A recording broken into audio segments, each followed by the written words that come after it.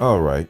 I had a few of my subs say that I wasn't giving out enough fear porn and I was sorely slacking. So I would like to humbly say, forgive me, subs, for it's been a week since I have given out any substantial fear porn. And I'm going to make that right starting now. Now, this is something I've been waiting to get to for a while. I've kind of put it off for other things because it was off in the distance, but this is like the end of June, and in July, a lot of these moratoriums that we had starting in March are going to be gone, which is the moratorium on evictions. So I've been collecting these here and there, and this is the first story. Now, this one is back in the beginning of April. So to give you a slightly historical view of how this stuff started, okay? A massive wave of evictions is coming. Temporary bans won't help. This is coming from the Washington Post. Before the novel coronavirus struck, 300,000 evictions were filed in the United States in a typical month.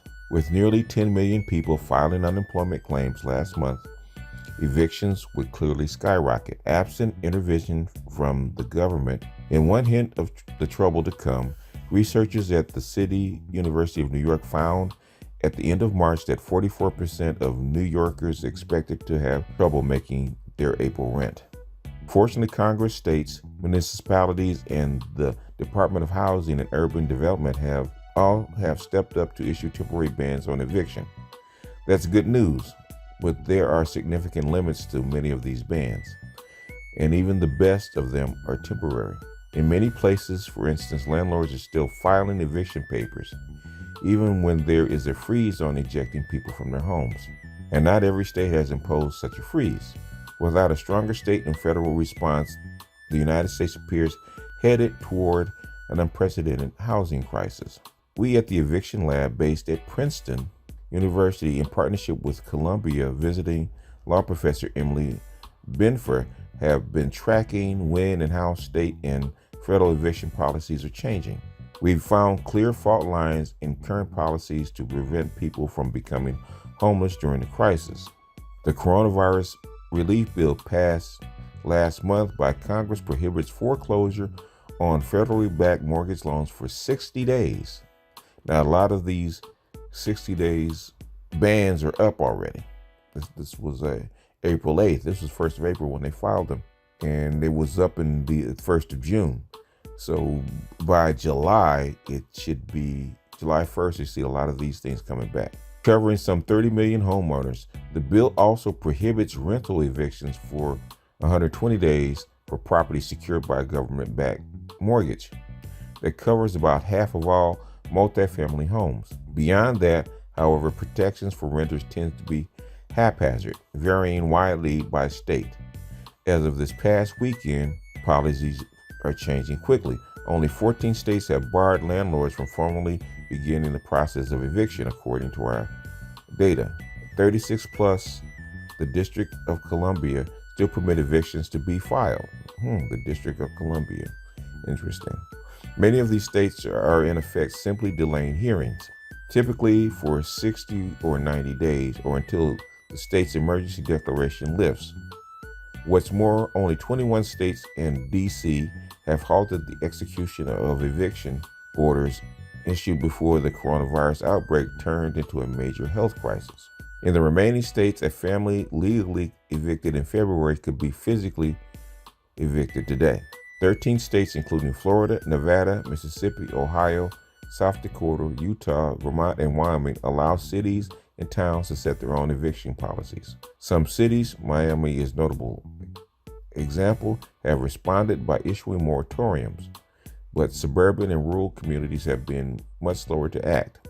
The problem is that housing insecurity affects communities large and small across the country. In fact, some rural towns have eviction rates that rival the highest evicting cities. In some cases, states have placed bureaucratic hurdles between renters and the protections that have been passed. Arizona, California, Florida, Kansas, Maryland, New Mexico, Nebraska, and Utah all require tenants to demonstrate they've been affected by a virus outbreak. either the disease itself or the mandatory business closures, before they're shielded from eviction. While there's little guidance on how to prove you've been affected by the outbreak, states could require tenants to contest an eviction order in court by demonstrating job termination or presenting unemployment filings, which are backlogged as is. But since most courts are closed to in-person hearings, the path forward is murky. The crisis has struck the United States at a moment when millions of people were already living perilously close to eviction. Because of stagnant wages and rising rents, 1 out of 4 renters spent over half of their income on housing. Among rent-burdened households, defined as those that spend more than 1/3 of their income on housing, half have less than $10 in savings. Wow. This is not going to be good. Listen to this. Nearly 1/3 of the American workforce, some 41.7 million people, earn less than $12 per hour. Let that sink in. Nearly 1/3 of the American workforce, some 41.7 million people, earn less than $12 an hour and has limited access to health care, paid sick days, and paid family and medical leave. The mandatory stay-at-home orders and forced closings of business will force much of this population, even with the help of unemployment insurance, to choose between paying rent or buying groceries. That's what your stimulus was for. Some landlords have delayed eviction and even canceled rent for their tenants. Others, however, have been less sympathetic. The Daily Beast recently reported on the case of a Las Vegas nurse who was evicted because her landlord worried she might potentially spread COVID-19. The problem is simply too consequential to be left up to landlord discretion. And if evictions are merely delayed, not permanently stopped, that could lead to a resurgence of the virus after a stay-at-home measures bend the curve of infections. Evicted families end up in homeless shelters where people eat, sleep next to each other, the opposite of social distancing. People experiencing homelessness are particularly vulnerable to upper respiratory illness, including COVID-19, the disease caused by the coronavirus. Well before the pandemic, sprawling tent encampments had experienced outbreaks of medieval diseases such as typhus and trench fever. Okay, skipping down. If federal and state leaders do not act swiftly to patch all the holes in their eviction policies, the nation's biggest public health crisis in a century could easily cause a full-blown outbreak of homelessness. In these trying times, eviction will not help landlords get paid. It will only spread yet more poverty, sickness, and death. That is very true.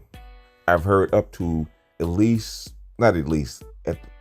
the top end, it could be up to 30% of people that get evicted or have potential evictions that can't pay their mortgage or their rent. And if 40 some odd million people are out of work and you can't bring all these people back into work, 20 million units empty within a matter of months, or home foreclosures. We haven't even talked about home foreclosures yet and how that's going to impact the banks. So this is a potential tsunami. And this is something that nobody wants to talk about for obvious reasons, because what we're dealing with on the streets is protests and riots and stuff like that. But this is being pushed to the background. The first order was feeding these people. That's what the food banks are for. That's what the stimulus checks were for, is to get people fed, because that's the immediate need. The eviction moratoriums, because of the courts, because of the policies that were set forth to delay, not stop, but delay evictions. Okay, that's going to come to an end. That's already starting to come to an end. In July, we're going to see a rash of these things. So hold on to your hats. You ain't seen nothing yet. Because if you thought that the economy was already impacted, just wait till these moratoriums were lifted. They've been keeping people in a bubble, and people are starting to feel secure, even though they hate being cooped up inside. Wait till this bad boy hits. And what did it say? Katie bar the door, or whoa Nelly, or whatever term you want to use. It's going to get messy. Even if a fraction of these people get evicted, it's going to get messy. Can you imagine in a given city like Los Angeles or New York or DC or Miami, or even points in Texas, Chicago, 100,000 people being dumped on the street within a matter of what, a week? There are no shelters, tents, or available housing to house 100,000 people in a particular city. And that's just probably the low end. So as far as fear porn is concerned, this is just one of your little black swans getting ready to land on your yard. So like I said, pray to your God of understanding. Pray that COVID-19 does not get worse. Because if it does and they dump these people on the street, y'all ain't seen nothing yet. You guys have not seen anything yet. But anyway, I hope that serves as your daily dose of fear porn. I got about, good God, I got about at least 3, 4, maybe even 5 more of these things. So I'll be dropping them over the period of the week or so, interspersed with other little doodads and tidbits of other fear porn. So you're going to get your jollies. But with that, I'm going to jump off here. This is BGS out, and I'll see you guys on the next one. Peace.